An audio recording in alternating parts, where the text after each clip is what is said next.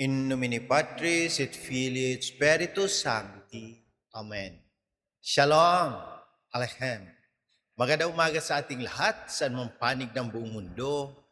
Mga nakikinig at nanonood ngayon, atin naman pakinggan ang mabuting balita ng Panginoon ayon kay San Mateo. Glory to you, Lord Jesus Christ. Noong panahong iyon, dumating si Jesus sa lupain ng Cesarea ng Filipos. Tinanong niya ang kanyang mga alagad, sino raw ang anak ng tao ayon sa mga tao? At sumagot sila, ang sabi po ng ilan ay si Juan Bautista kayo. Sabi naman ng iba, si Elias kayo. At may nagsasabi pang si Jeremias kayo o isa sa mga propeta. Kayo naman, ano ang sabi ninyo? Sino ako? Tanong niya sa kanila. Sumagot si Simon Pedro, kayo po ang Kristo, ang anak ng Diyos na buhay. Sinabi sa kanya ni Jesus, mapalad ka Simon na anak ni Jonas, sapagkat ang katotohanan ito'y hindi inihayag sa iyo ng sinumang tao, kundi ng aking amang nasa langit. At sinasabi ko naman sa iyo, ikaw ay Pedro, at sa ibabaw ng batong ito ay itatayo ko ang aking simbahan at hindi makapananaig sa kanya kahit ang kapangyarihan ng kamatayan. Ibibigay ko sa iyo ang mga susi ng kaharian ng langit. Ang ipagbawal mo sa lupa ay ipagbabawal sa langit. At ang ipahintulot mo sa lupa ay ipahihintulot sa langit. At mahigpit niyang tinagubilinan ang kanyang mga alagad na huwag sabihin kaninuman na siya ang Kristo. Ang mabuting balita ng Panginoon. Praise to you, Lord Jesus Christ. Sa aking pagninilay bilang Romano Katoliko ngayon, 21st Sunday in Ordinary Time, kayo naman, ano ang sabi ninyo? Sino ako? Ito ang tanong ni Jesus na hindi lang para kay Pedro, kundi para sa bawat isa sa atin. Sino ako para sa iyo? Madaling sabihin na si Jesus ay Panginoon ko, Kristo, at anak ng Diyos. Pero mas mahalaga ang tanong, makikita ba sa buhay ko na talagang sumusunod ako kay Kristo? Bilang isang Romano Katoliko, paano ko ipinapakita na nanatili ako sa pag-ibig ni Kristo sa panahon ngayon? Hindi sapat na nagsisimba tayo. Nagdadasal, nagpo-post ng Bible verse, o nagsasabi ng amen. Dapat makita rin ito sa ating pakikitungo sa pamilya, kapwa, sa trabaho, simbahan, at maging sa mga taong hindi natin kasundo. Saksi ba ako ni Kristo sa pamilya? Halimbawa, madaling magsabi ng love one another. Pero kapag may nagkamali sa bahay, minsan, ang unang lumalabas ay, ikaw na naman. Ilang bisis ko nang sinasabi sa iyo. Sa simbahan naman, minsan, pari-pariho tayong nagsasabi, para sa Diyos ang lahat. Pero kapag hindi nasunod ang gusto, sa ministry, biglang para sa Diyos. Pero bakit hindi ako ang pinili? Sa trabaho, sinasabi natin, Christian tayo, dapat honest. Pero kapag may maliit na pagkakamali ang katrabaho, tayo ang unang nagre-reklamo. Kapag tayo naman ang nagkamali, ang paliwanag, human error lang po. At sa politika, halos lahat ay nagsasabing gusto nila ang mabuting pamahalaan. Pero minsan, depende sa kung sino ang ating sinusuportahan. Nag-iiba rin ang definisyon natin ng tama at mali. Nakakatawa, pero may katotohanan. Kaya ang tanong ng mabuting balita ay hindi lamang kilala mo ba si Kristo, kundi makikilala ba ng ibang tao si Kristo dahil sa paraan ng iyong pamumuhay.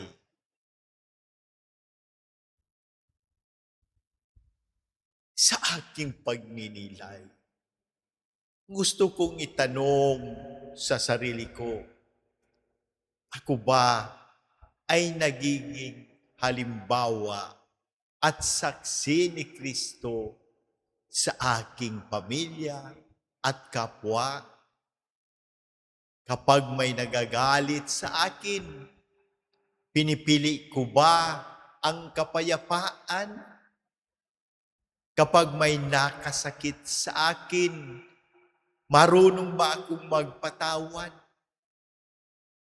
Kapag may nangangailangan, handa ba akong tumulong? Kapag may maling ginagawa, kaya ko bang magsabi ng totoo, ng may pagmamahal?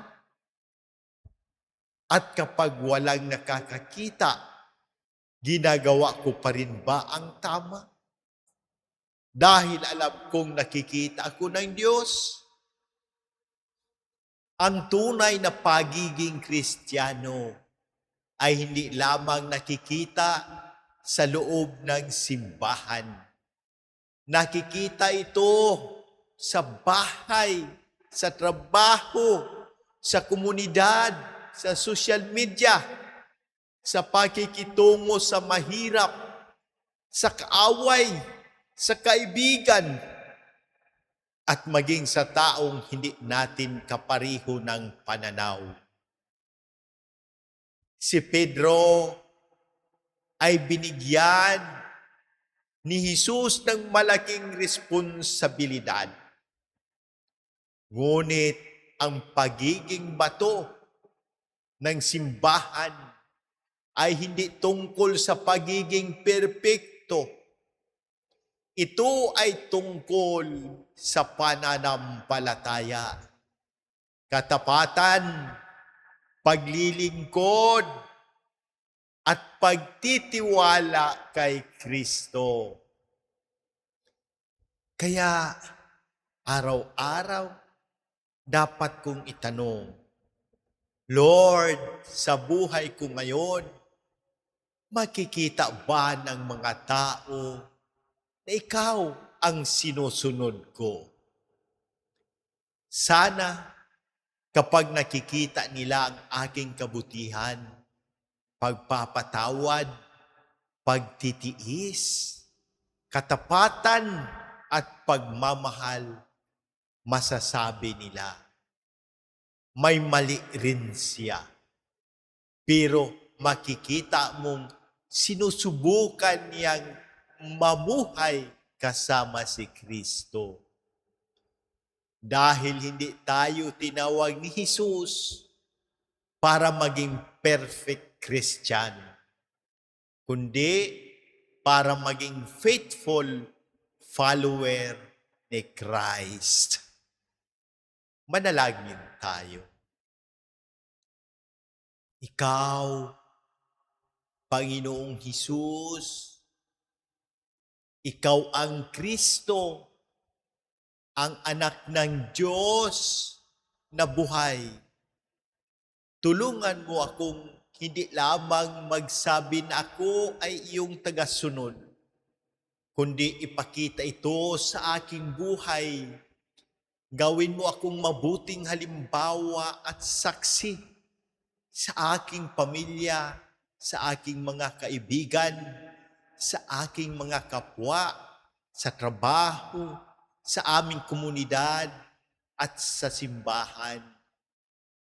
Turuan mo akong magmahal kahit mahirap, magpatawad kahit nasaktan, maging tapat kahit walang nakakakita, at gumawa ng mabuti kahit walang pumapalakpak.